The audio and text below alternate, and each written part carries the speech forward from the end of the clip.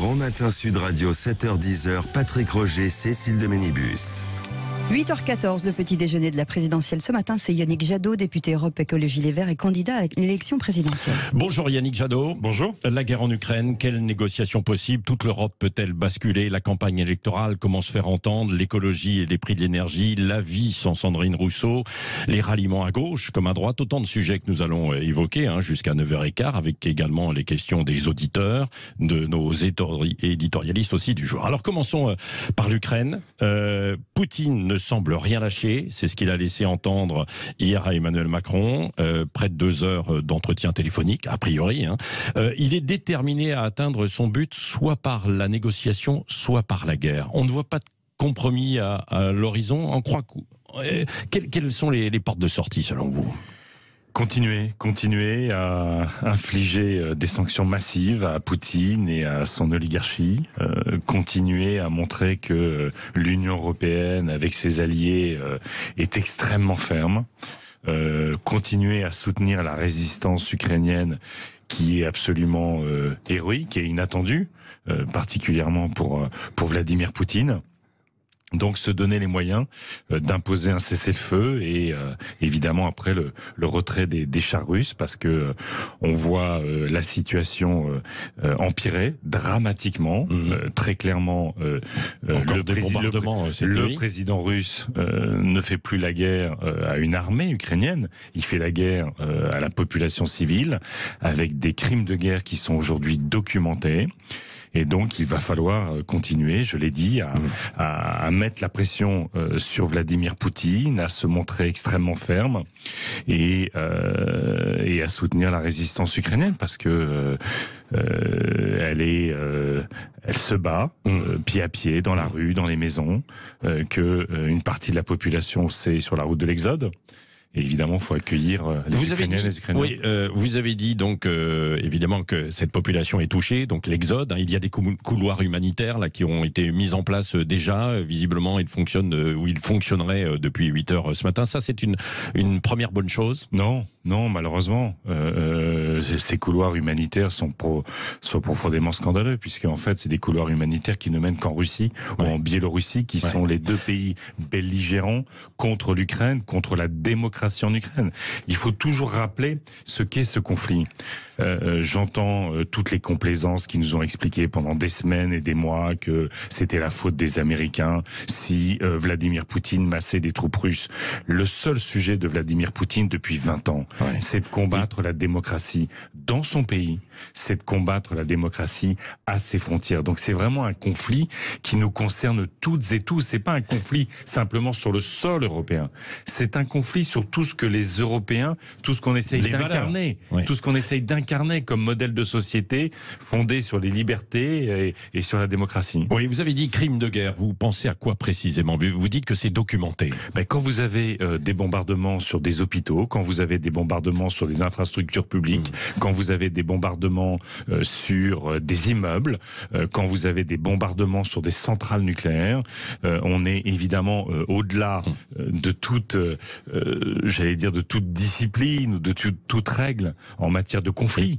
C'est toujours terrible, mais vous savez, encore une fois, on entend ici ou là que finalement ce serait une guerre entre deux États belligérants. Non. Vous pensez à qui quand vous dites c'est une guerre menée par Vladimir Poutine contre un peuple qui ne l'a jamais provoqué, qui aspire simplement à vivre libre dans un pays libre.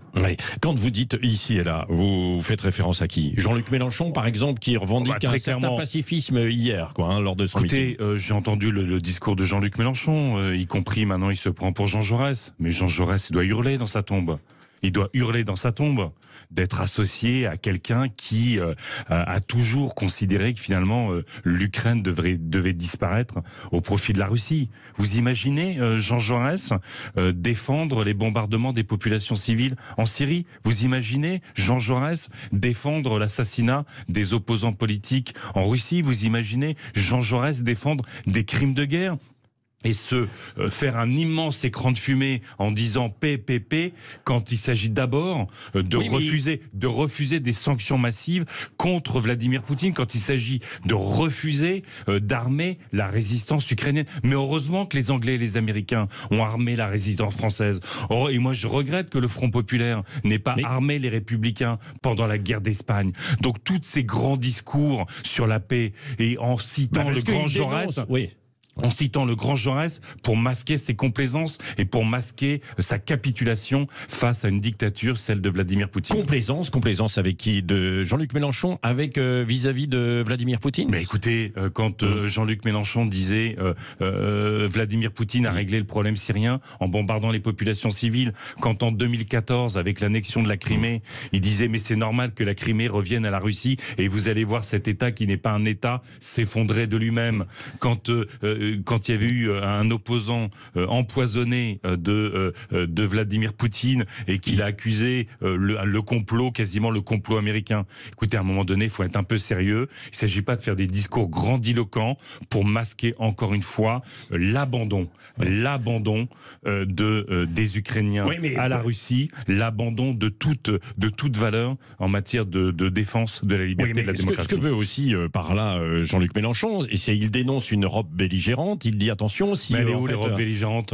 Mais de quelle Europe belligérante on parle? Si on fournit en fait des armes également sur place, on risque en fait donc des femmes et des hommes défendent leur liberté, ils défendent leur maison, ils défendent la démocratie.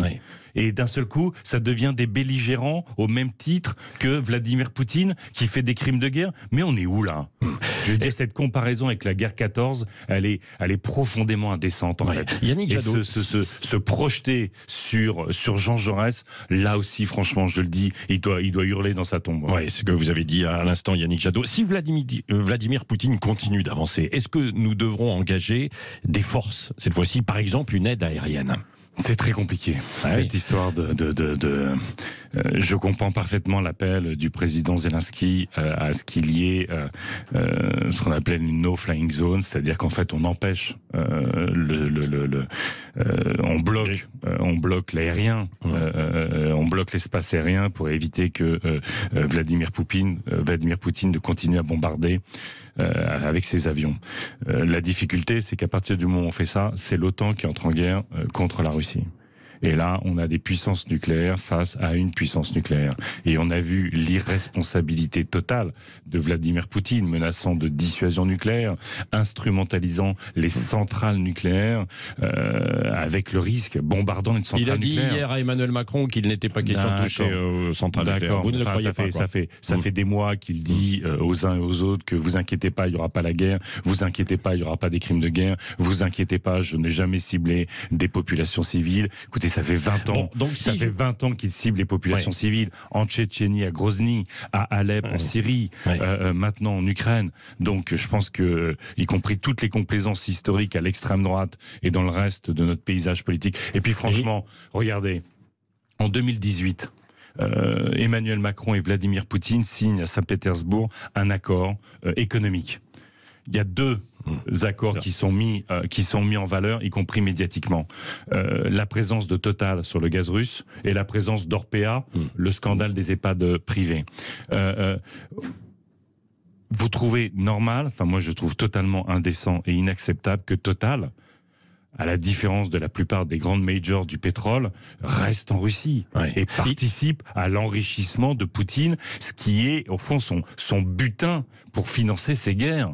Donc moi je demande au président de la République d'imposer à Total le retrait de la Russie, parce qu'aujourd'hui on ne peut pas être complice de Vladimir Poutine. Oui, mais si on fait ça, est-ce qu'on ne va pas fermer certains robinets sur l'énergie, avec les risques qu'il peut y avoir en fait derrière? Écoutez, tous les experts nous disent que on peut tenir jusqu'à l'hiver prochain en matière de gaz. Et donc, à un moment donné, si Vladimir Poutine continue, y compris ses crimes de guerre, comme je l'ai dit, il faut envisager la question de l'embargo. Ouais. Alors il faut l'envisager en la préparant, évidemment en protégeant tous les secteurs économiques qui pourraient toucher, les consommateurs qui pourraient toucher. Mais vous savez que depuis des semaines et des mois, je demande la suspension de la directive européenne qui fait que notre prix de l'électricité, y compris en France, est indexé sur le prix du gaz. Il faut suspendre cette aberration. Donc pour nous protéger... Là où ça va être difficile, Yannick Jadot, c'est évidemment d'avoir une entente également européenne. Bien sûr, vous savez que l'Allemagne est beaucoup plus dépendante. L'Italie l'est également et tous les autres pays. C'est pour ça qu'il faut préparer cette mesure, y compris en termes de solidarité au sein de l'Union européenne. Et puis, alors c'est plus difficile en quelques semaines, évidemment, mais ça fait tellement des années qu'on le demande. Investir massivement sur l'isolation des logements. Vous savez, depuis des années, nous les écologistes, et on a convaincu l'ensemble du Parlement européen et la Commission européenne d'avoir, peu importe les chiffres, mais 40% d'efficacité énergétique d'ici 2030. Et ben en ayant cet objectif reconnu possible par tous les experts, on réduit de moitié notre consommation de gaz, de 2/3 nos importations de gaz. Donc au fond, ces dépendances vis-à-vis des énergies fossiles, on le voit aujourd'hui, elles tuent la démocratie, elles tuent le climat. Donc il est temps aussi de se donner les moyens de sortir de ces complaisances et de ces dépendances. Oui, il faut mettre ça à l'ordre du jour, par exemple, du sommet qui va avoir lieu avec les chefs d'État européens en fin de semaine à Versailles. Il faut qu'il y ait un plan massif d'investissement en Europe sur notre souveraineté énergétique. Oui, mais surtout l'embargo que vous évoquiez tout à l'heure, l'embargo énergétique, avec toutes les conséquences qu'il peut y avoir. Mais c'est, vous savez, il y a un peu moins d'1 milliard d'euros par jour qui rentrent dans les caisses de Poutine du fait de ses exportations de gaz. Donc à un moment donné, si on veut qu'il arrête sa guerre, si on veut qu'il arrête de bombarder les populations civiles, si on sait qu'il a d'autres objectifs en Europe que l'Ukraine, si on veut la paix, la sécurité, il faut s'y préparer. Mais c'est justement en s'y préparant qu'on évitera les dommages collatéraux pour les secteurs économiques et pour les Français. Oui, puisque vous avez évoqué tout à l'heure Jean-Luc Mélenchon, encore une question et une référence à ça, avant de voir aussi toutes les conséquences, et notamment les décisions qu'il faudrait prendre, et l'écologie dans le débat présidentiel. Sandrine Rousseau, que vous avez exclue de votre équipe de campagne, estime que l'écologie que vous proposez, contrairement à celle de Jean-Luc Mélenchon, n'est pas assez radicale. Qu'est-ce que vous lui répondez? Écoutez, j'ai pas à lui répondre. Vous voyez la situation politique dans laquelle on est, vous voyez la situation de guerre sur le sol européen. On a eu le rapport du GIEC qui montre à la fois le chaos climatique qui nous pend au nez si nous n'agissons pas. Donc voilà, on a pris des décisions parce qu'à un moment donné, dans une campagne électorale, c'est le sens du collectif qui doit prévaloir. Elle a choisi autre chose, elle a choisi de garder sa liberté de parole, y compris parfois de manière orthogonale à la campagne. Elle vous compare à un groupe du Ku Klux Klan. Pas assez de femmes et de diversité. Elle s'en est expliqué ce matin en disant que ça portait pas sur Europe Écologie Les Verts. Mais moi, j'ai pas commenté les propos de Sandrine Rousseau dans les contextes politiques aujourd'hui et au regard de sa situation dans la campagne. Oui. Est-ce qu'il va y avoir justement une campagne audible aujourd'hui? Les sujets de fond, on a beaucoup de difficultés à en parler parce qu'il y a cette guerre. Il faut qu'on ait un débat de fond. On a eu les Gilets jaunes. Qui montrait à quel point il y avait des inégalités insupportables dans notre pays, qui montrait aussi la désertification des services publics dans toute une partie de nos territoires, la perte d'entreprises, d'emplois, et donc de sens collectif. Il y a eu la pandémie, dans laquelle on est toujours, mais qui, faut l'espérer, continue à décliner, qui nous a dit à quel point l'hôpital public était au bord du gouffre, à quel point notre société était fragile, y compris économiquement. Cette mondialisation qu'on dénonce depuis tant d'années, on a vu à quel point elle pouvait nous mettre en situation très lourde de vulnérabilité. Maintenant, il y a la guerre, on a le chaos climatique. Donc, tous ces sujets-là conduisent évidemment les Françaises et les Français dans beaucoup d'inquiétudes, dans beaucoup de lassitude, dans beaucoup de colère. Et il faut qu'on ait un débat démocratique pour confronter les projets de société, pour que toutes ces colères toutes ces inquiétudes, elles puissent trouver un débouché politique. Oui, mais Emmanuel Parce que Macron, qui est président en exercice et président de l'Union européenne également, finalement s'occupe de la guerre. Et est-ce qu'il, même si aujourd'hui il se déplace, son premier déplacement de campagne à Poissy, est-ce qu'il va aborder toutes ces questions face à vous, quoi? Il faut qu'on puisse aborder ces questions. Il prendrait une responsabilité extrêmement lourde pour la démocratie dans notre pays, pour le rassemblement nécessaire, pour l'apaisement nécessaire de notre société, si il voulait se cacher dans cette campagne électorale. Vous savez, les écologistes, depuis des mois et des mois, on a critiqué le fait que le président de la République mette la présidence de l'Union européenne pendant la campagne électorale. Parce que, de fait, ça réduisait la capacité de la France à porter l'Union européenne sur d'autres projets. Et on voit bien à combien on a besoin de l'Union européenne. D'ailleurs, vous voyez, même l'Union européenne, au regard de la situation d'aujourd'hui, ça va être un beau débat dans la campagne présidentielle entre l'extrême droite et d'autres candidats qui veulent au fond faire de l'Union européenne peau de chagrin. Est-ce qu'on va collectivement arriver à faire face à Poutine, à la Chine, à la puissance économique des États-Unis, aux GAFAM?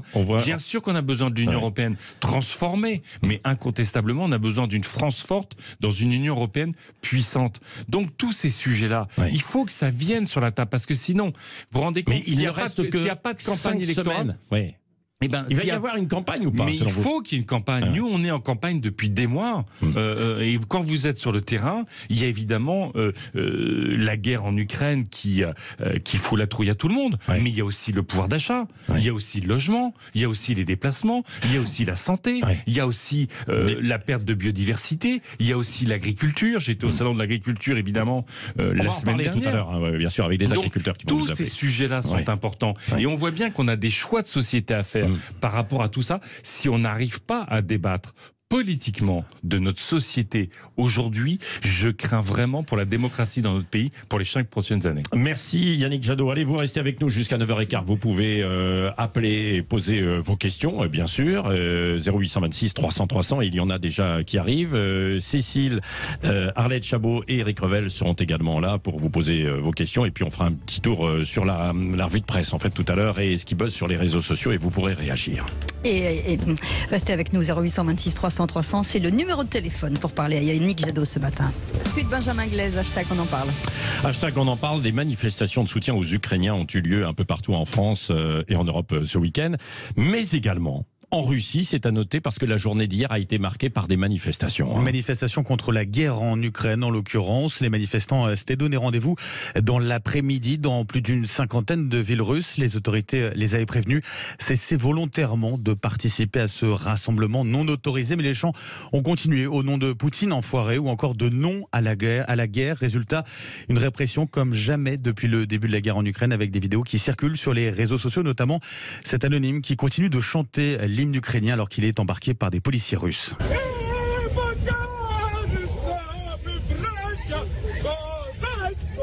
Autre vidéo qui fait le tour depuis hier des réseaux sociaux, c'est un montage cette fois-ci réalisé à partir de plusieurs interpellations musclées qui auraient eu lieu hier après-midi.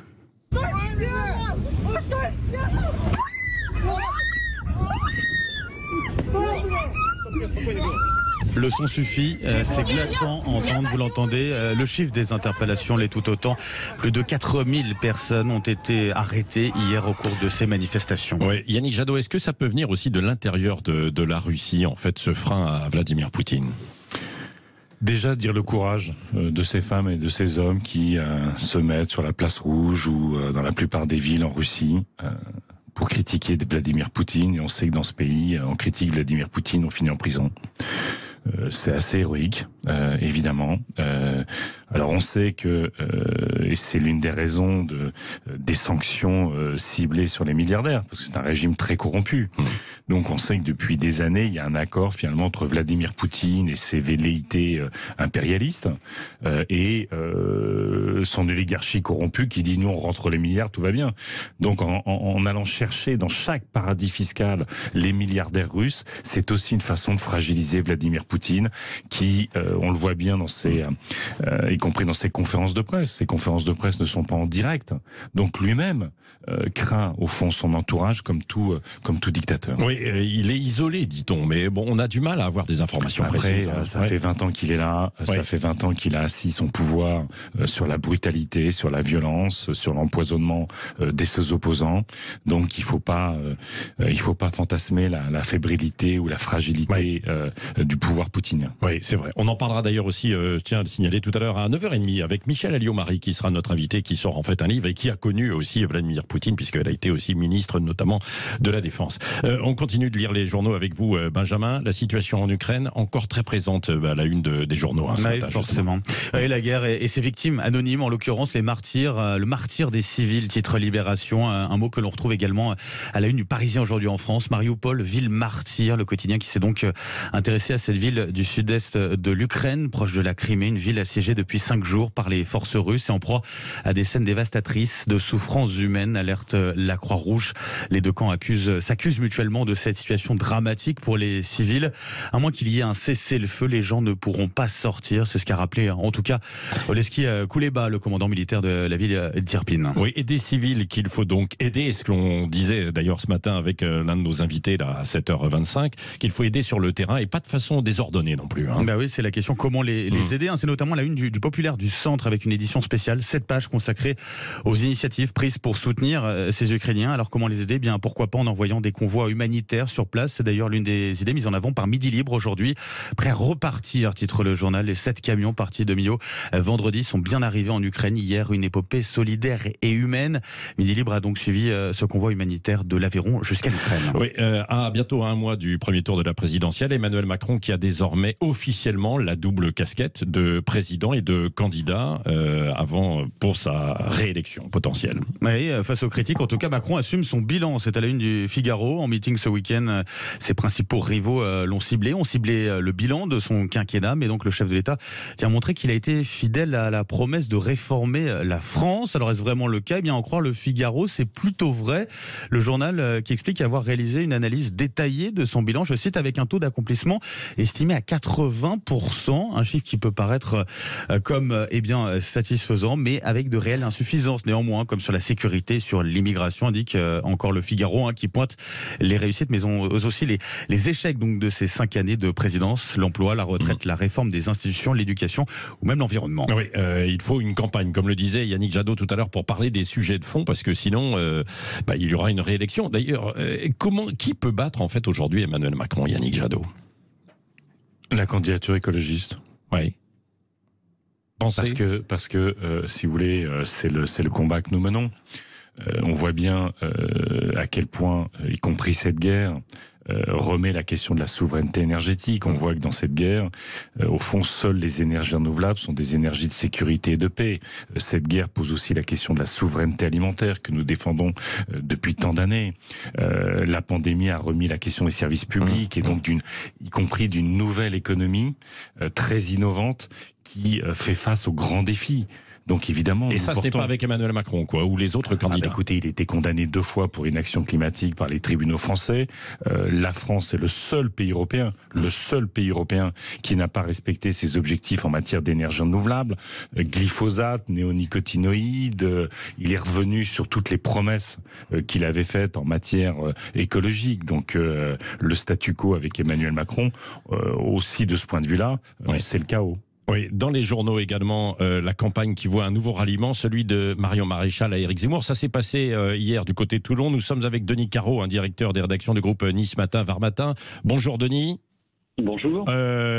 C'était un gros meeting qui d'ailleurs, je le signale au passage, n'était pas retransmis sur les chaînes d'information parce que elles ont épuisé leur temps de parole, si je puis dire, déjà pour Éric Zemmour. Donc vous y revenez ce matin. Oui. On va plus l'entendre de la campagne si on compte son temps de parole sur les derniers mois. On remet les comptes à zéro. Voilà, c'est ça. Denis Caro. Oui.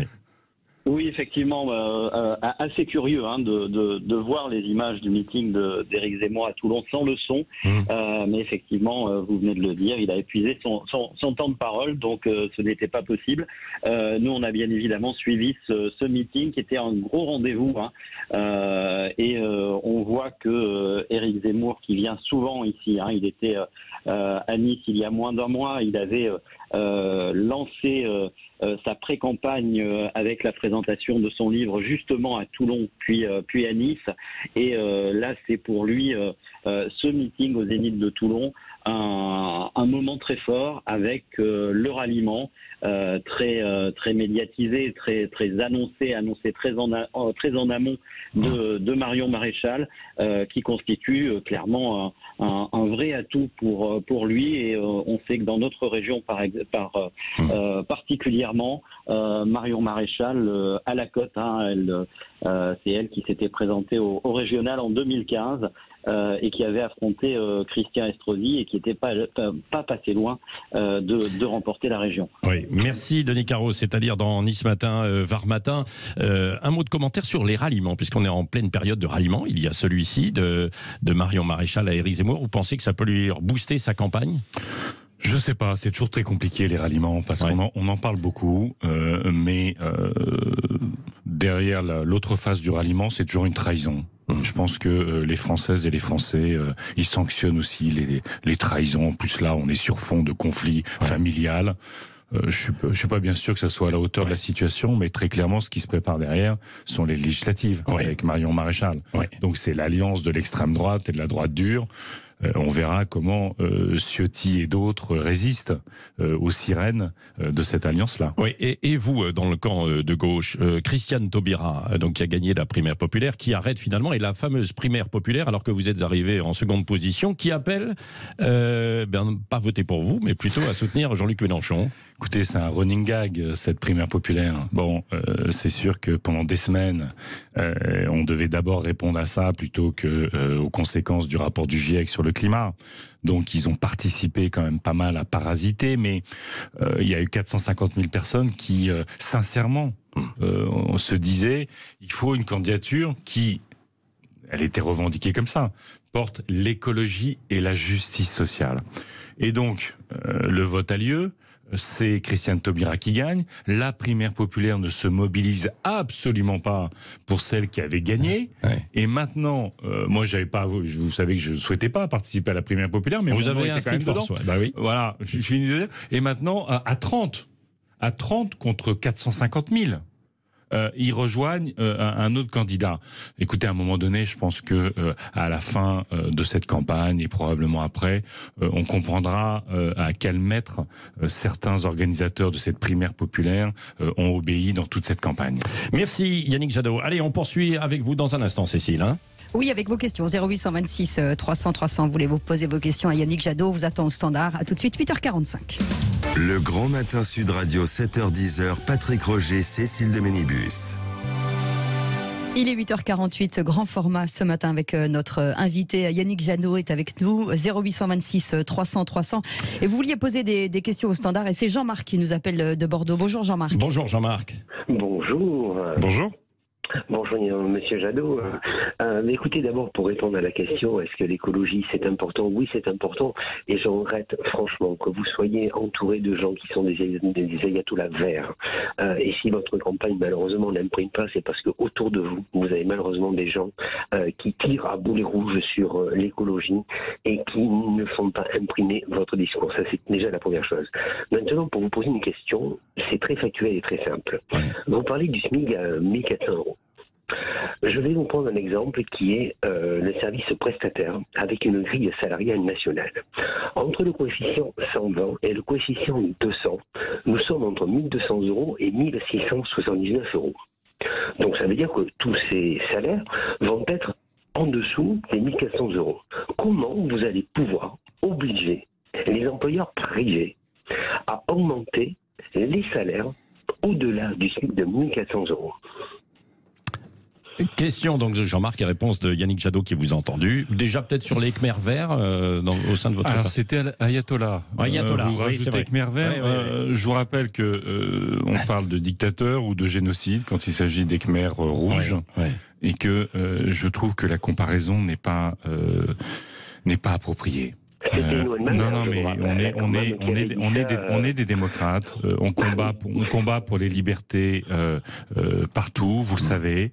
Nous, on n'a jamais choisi entre ceux qui sont pro-américains, ceux qui sont anti-américains, y compris dans les dictatures. On a toujours combattu pour les libertés et la dictature. Alors, on peut faire des critiques, évidemment, et c'est le sens de la démocratie sur un projet, sur des personnes.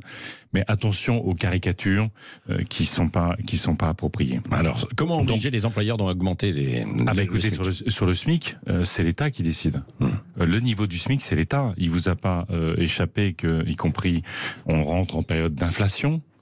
Les Françaises et les Français ont de lourds problèmes de pouvoir d'achat sur leur logement, sur leurs déplacements, sur le chauffage, l'électricité, sur l'alimentation, et que il est temps qu'il y ait un rattrapage du SMIC dans notre pays pour que chacun puisse vivre dignement. Oui, et c'est ceux qui sont juste au-dessus qui posent. Et c'est pour ça, vous avez parfaitement raison. Dans mon analyse, moi je travaille pas simplement sur le SMIC, y compris sur les bas salaires.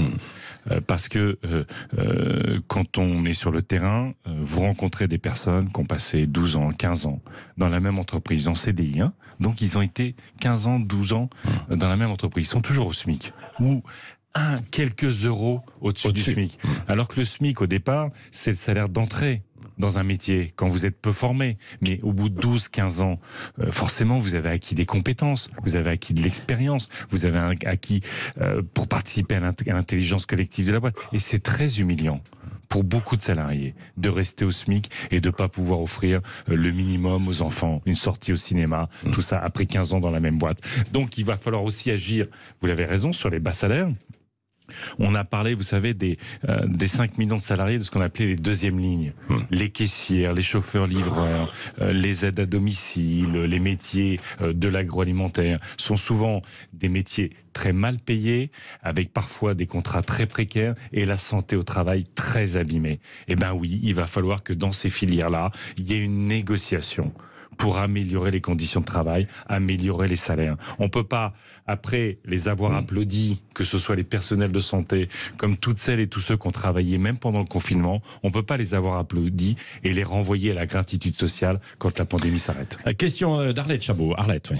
Oui. Et vous, de nouveau, au 0826 300 300 dans un instant. Si on revient à la campagne, Emmanuel Macron, président, candidat, c'est compliqué pour lui. C'est aussi compliqué pour vous. Vous êtes soumis, parce qu'il y a la guerre, une forme d'obligation d'unité nationale, en tout cas de ne pas gêner l'action diplomatique du président de la République. En même temps, il faut attaquer le candidat et vous souhaitez un débat démocratique et tout le monde le souhaite.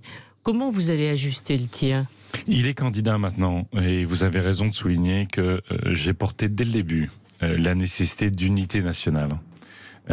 Il faudra que, y compris dans la campagne, tout le monde puisse juger de la relation des candidates et des candidats à la démocratie, les complaisances qu'il y a pu y avoir vis-à-vis des dictatures ou de Vladimir Poutine et des intérêts qu'il porte.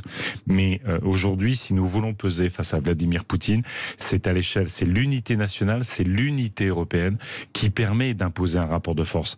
Et je l'avais dit quand le président de la République se rendait seul rencontrer Vladimir Poutine, y compris en tant que président de l'Union européenne. Vous vous rendez compte, il y a eu le ballet des dirigeants européens à Moscou. Quelle est l'impression qu'a eu Vladimir Poutine? C'est qu'une fois de plus, l'Europe était divisée. Une fois de plus, elle ne pouvait pas parler d'une seule voix et qu'une fois de plus, elle n'allait pas réagir à son plan d'invasion et de brutalité. Donc, il faut être ensemble. Moi, j'avais dit dès le début, le président de la République doit convoquer un sommet européen à Kiev pour affirmer la solidarité et la fermeté de l'Union européenne. Maintenant, à l'échelle européenne, je trouve que l'Union européenne a montré sa capacité à peser, incontestablement. En quelques jours, on a fait des choses qu'on n'avait jamais faites.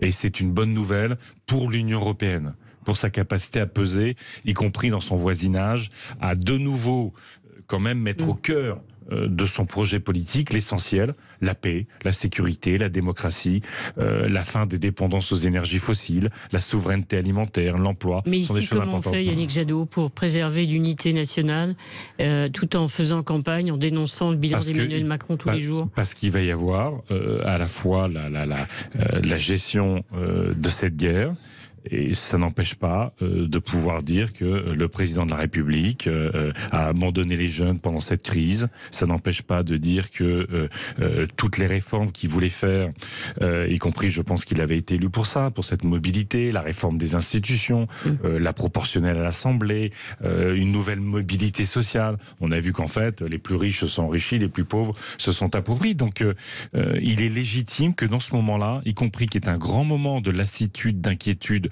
de colère des Françaises et des Français, il va falloir qu'on purge ces colères. Il va falloir qu'elles s'expriment à travers des projets de société. 5 petites semaines. Hein. Sinon, ce qui s'est passé avec les Gilets jaunes, ça va être puissance 10. C'est-à-dire qu'il y aura des colères partout. À chaque réforme, on ne pourra plus toucher à notre pays si on n'arrive pas à se projeter sur les 5 ans qui viennent, y compris positivement. Question de Cécile. Justement, il y a une radicalisation des discours politiques, des opinions. Sandrine Rousseau était radicale et brutale dans son écologie. Vous étiez plus pragmatique. Mais comment ne pas céder justement à l'escalade des propos pour se faire entendre ? Quand je vais sur le terrain, et ça fait des mois et des mois qu'on est en campagne, l'attente des Françaises et des Français, c'est pas le buzz à la télé. Ça veut pas dire qu'ils ne regardent pas le buzz à la télé, mais c'est un spectacle.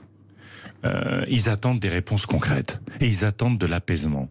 Et moi, j'ai toujours dit que dans cette campagne, c'est vrai que la radicalité, c'était de diviser. La radicalité, c'est de trouver des boucs émissaires. La radicalité, c'est d'insulter, l'invective plutôt que le respect de l'interlocuteur. Encore une fois, l'insulte plutôt que la proposition. Mais moi, ma radicalité, c'est de vouloir rassembler les Français, en fait. Et je trouve que c'est assez étonnant, puisqu'au fond, la division et la banalité, la volonté de les rassembler. Et quel plus beau projet pour rassembler les Français que la santé, la protection de la vie, le fait qu'on n'ait pas le chaos climatique qui va déstabiliser toutes nos sociétés, le fait qu'il y ait un peu plus de justice sociale et de démocratie dans notre pays. C'est un beau projet pour se retrousser les manches et serrer les coudes. Juste un petit point, la radicalité et finalement la brutalité de Vladimir Poutine ne va pas avoir une influence justement sur la radicalité en France où on va avoir besoin d'apaisement ? Mais il faudrait que ça serve de leçon, vous avez raison. Il faudrait qu'on s'aperçoive jusqu'où peut aller la violence.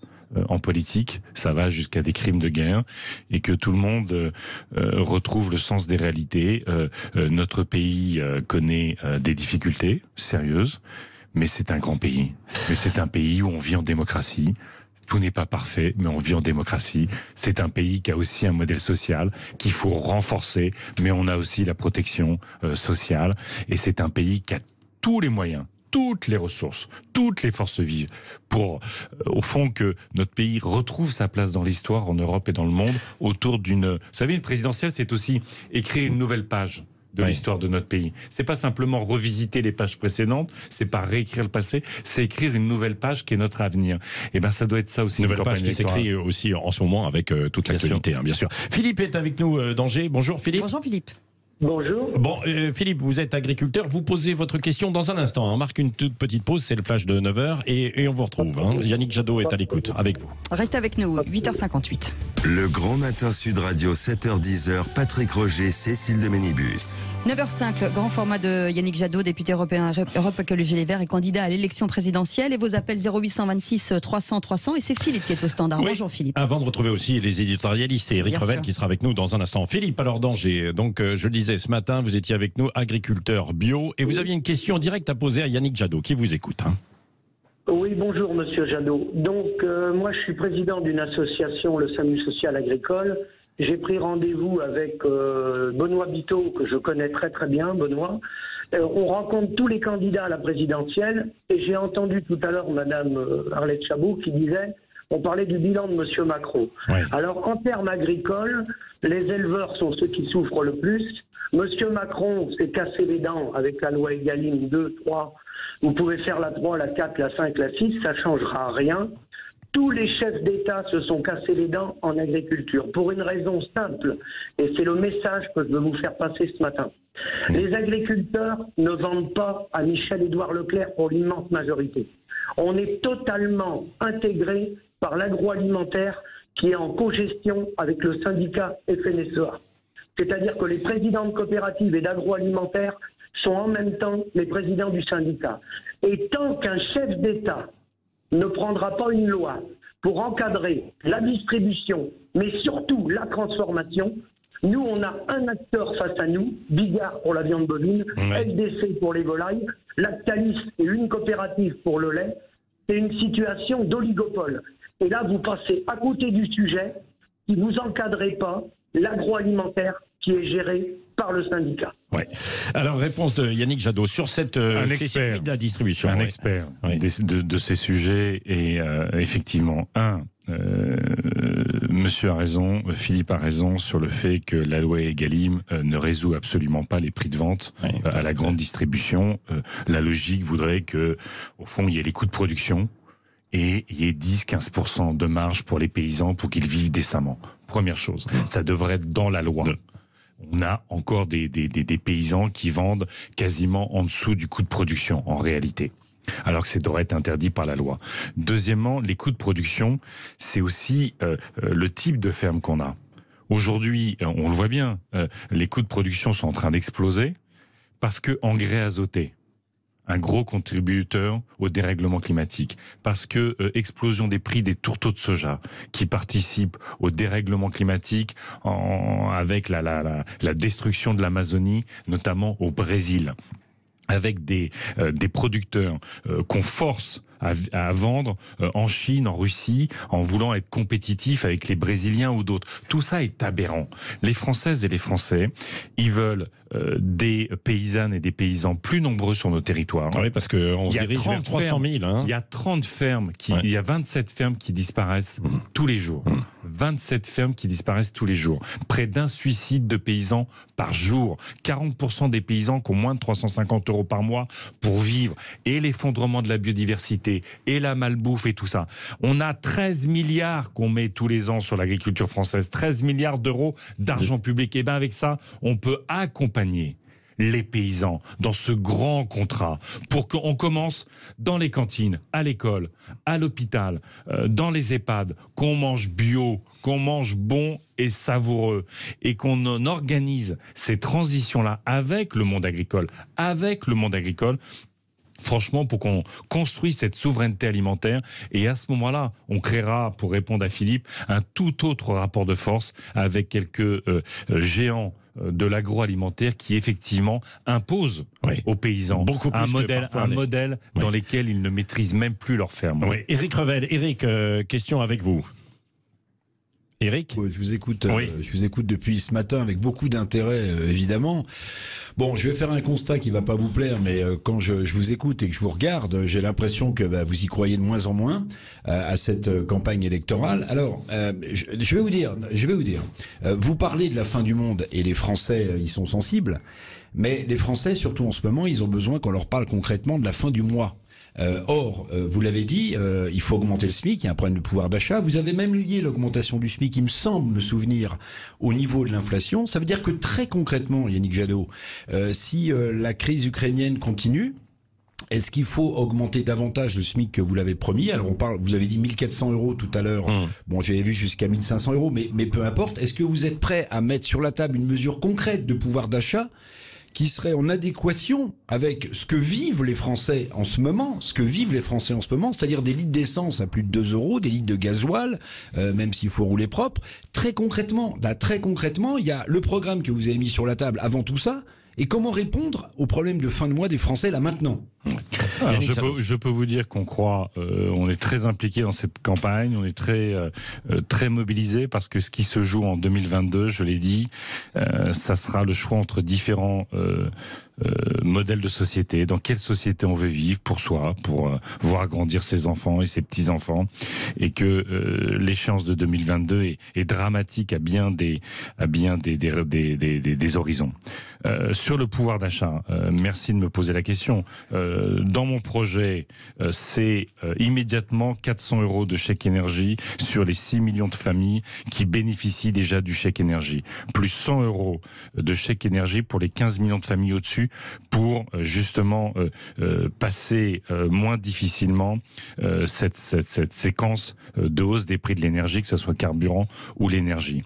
Deuxièmement, je veux mettre en place dans les entreprises, aujourd'hui c'est optionnel, je veux le rendre obligatoire, les forfaits mobilité mobilité durable pour que, par exemple, si vous vous mettez en covoiturage, parce qu'il y a plein d'endroits où vous ne pouvez pas accéder à des transports collectifs, vous vous mettez en covoiturage, l'entreprise remboursera jusqu'à 1 000 € de carburant par an. 1 000 € de carburant, plus l'investissement dans la rénovation thermique des logements, c'est 600 à 700 € par mois, plus le chèque énergie, plus la TVA qui baisse sur les produits responsables, qui augmente sur les produits non responsables, plus, pour finaliser sur le SMIC, c'est 1 400 € net en arrivant et 1 500 € à la fin du quinquennat. Oui. Ça financé comment, monsieur Jadot? Comment vous financez? Mais il n'y a pas d'argent magique et que les caisses de l'État sont vides, comme vous le savez. Je finance quoi, comment?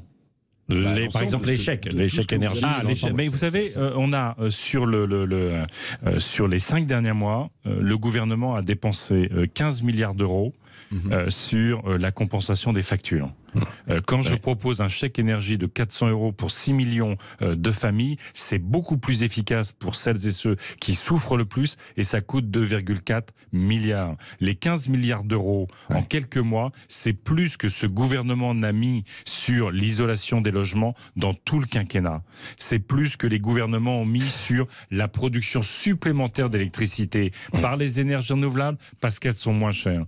Donc moi, j'assume que face au chaos climatique qui arrive, face à la société taraudée par les tensions, taraudée par les divisions, oui, il faut investir. Oui, je suis prêt à emprunter à des taux qui sont extrêmement faibles, proches de 0%, oui, mais attention, à 50, à 60 ans. Franchement, là, on a besoin de sauver notre société dans les 5 ans qui viennent. Avant de rejoindre Abdelhak, dernière question avec vous. Vous chauffez comment, vous, d'ailleurs? Moi, je loue un appartement, c'est du gaz. C'est du gaz, oui. Ouais. Et donc vous voyez les factures augmenter. Mais bien sûr, comme tous les Françaises et les Français. Et si justement on coupe, alors, mais dans votre immeuble, on ne fait pas des travaux pour se séparer de cette chaudière, pour isoler, pour remettre des panneaux solaires? Mais non, mais c'est très concret. Vous avez raison, c'est extrêmement concret. Je suis malheureusement locataire, donc il ne me revient pas d'isoler le logement. C'est pour ça qu'y compris, on veut mettre en place progressivement, au fil des années, la rénovation thermique.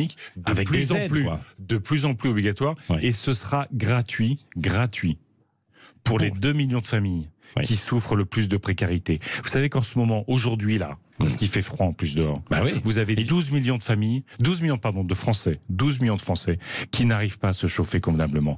Et ces 12 millions de Français qui n'arrivent pas à se chauffer convenablement, si la canicule que prévoient les météorologues arrive cet été, ce sont des familles aussi qui vont vivre étouffées dans leur logement. Donc alors, là, il y aura des aides, effectivement. Il y aura des aides, et pour les plus vulnérables, ce sera pris en charge, parce que c'est des enjeux de santé, c'est des enjeux de confort, c'est des enjeux de solidarité. Panneaux solaires, panneaux photovoltaïques. Par exemple, moi je voyais les toits des gares, par exemple, des établissements publics. Qui est plat. Je ne comprends pas, évidemment, qu'il n'y ait aucune décision en fait de prise là-dessus. C'est là qu'il faut vous entendre. Mais c'est là qu'on veut, c'est là dans notre projet qu'on veut, sur tous les toits plats, imposer des panneaux photovoltaïques, les toits des parkings, les toits des mais c'est considérable quand on s'y ce sont des milliers de kilomètres. Des milliers de kilomètres carrés qu'on peut aménager avec une énergie qui est aujourd'hui très peu chère. Allez, dernière question avec Abdelhak qui nous appelle de Mont-de-Marsan. Bonjour Abdelhak. Bonjour Abdelhak. Bonjour Sud Radio, bonjour monsieur Jadot. Bonjour monsieur. Voilà, j'ai toujours voté à gauche. Je crois que mon premier vote, enfin je sais pas, je crois, si j'en suis certain, quand j'étais majeur, il était écologiste, vous voyez, donc voilà. Mais bon, je dois vous dire que je voterai pas écologiste à ce tour-là. Je suis assez sensible quand même à la gauche qui s'est beaucoup éparpillée, qui me fait même quasiment honte au vu de l'ego démesuré de beaucoup de candidats qui représentent la gauche ou gauche radicale. Et ma question, elle est toute simple, c'est plutôt que de faire passer vos idées en vous regroupant et même ne pas avoir 100% de vos idées, mais en avoir au moins 30%, parce que tous les Français sont écologistes. Donc, est-ce que vous sentirez pas ridicule et vous ressentirez pas votre part en fait de catastrophe le soir du 10 avril? C'est-à-dire, donc la question, c'est il faudrait se regrouper, c'est ça à gauche, quoi, non? Il faudrait, parce qu'ils ont décidé de ne pas se regrouper avec des égos démesurés. En fait, ils vont prendre une fessée toute prévue le soir du 10 avril. Est-ce qu'il va ressentir en lui un sentiment de honte? Vous savez, monsieur, alors Yannick Jadot vous répond. Vous savez, monsieur, je fais de la politique pour mes convictions. Ça fait 30 ans que je me bats pour l'écologie et la solidarité. Ça fait 30 ans que beaucoup de partis politiques, y compris à gauche, nous disent « mais vous inquiétez pas, on va la faire l'écologie ». Quand ils gouvernent, malheureusement, c'est pas ça. Là, il y a le climat, il y a la biodiversité, il y a la justice sociale. Et puis, vous savez, monsieur, l'écologie, c'est aussi la démocratie. À gauche, vous avez des projets qui, au fond, visent à rendre l'Union européenne totalement, au fond, inefficace, réduite à la portion congrue. Et ben, je pense que pour affronter les grands défis qui sont devant nous, des défis de sécurité, de paix, des défis de lutte contre le dérèglement climatique, de reconstruction d'un modèle social puissant où chacune et chacun se sent à l'aise, épanoui, accompli, eh bien, il nous faut l'Union européenne. Et puis, on est quand même, pardonnez-moi, on est en pleine guerre en Ukraine. Désolé, mais quand certains candidats, depuis des années, soutiennent l'asservissement de l'Ukraine à la Russie, soutiennent Poutine, y compris dans ses crimes de guerre répétés, pardonnez-moi, ça fait des sacrées différences. C'est pas qu'une question d'ego. Merci. Yannick Jadot a répondu à toutes vos questions. Enfin, il pouvait y en avoir d'autres. Je sais qu'il y en avait d'autres au 0826 300 300. Il reviendra. Merci de votre invitation. 5 semaines. Oui, merci d'avoir joué le jeu, d'avoir répondu à toutes les questions. Dans un quart d'heure maintenant, Cécile. Oui.